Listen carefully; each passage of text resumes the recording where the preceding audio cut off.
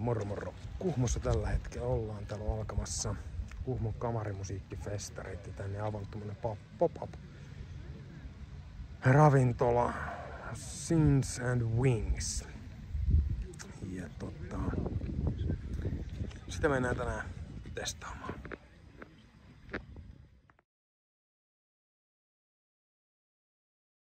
No niin, nyt katsotaan minkälaisia noin myrkyt täällä. Ja sitten on tommosia parmesanitryffeli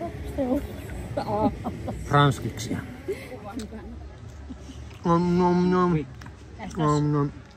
Mitä sulla on? Kylän paras paikka, mistä saa ulkona wingsejä.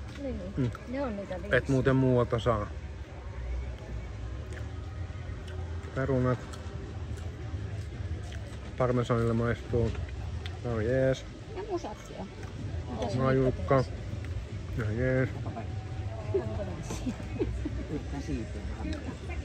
Sitten kohta mennään noihin muihin. Siinä on niitä on. Niissä wingseissa on kurkkuukin. Maistuu kurkulla. Vadelma, pilkonaadi. Näytettiinkö? Joo. Kohta kun mä saan wingsia tosta laitettua, otetaan siitä nauha. Tippiä. Ei kun...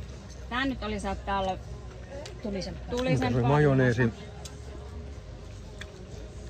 Majoneesi ja paprika majoneesi. Ja tuo oli valkosipuli. Jos haluat ensin jo fressata. Joo, ei tää. Joo. Niinku kädet, jos haluaa. Olisi vähän tulisi. Niin, ja tuostahan voi pestäkin, mutta... Kotkut sanoo, että aina kun kylän parhaat, niin... Vaikka sit jälkeen käy pesemässä. Ainakin. Mikä? Se tupet. Tupet.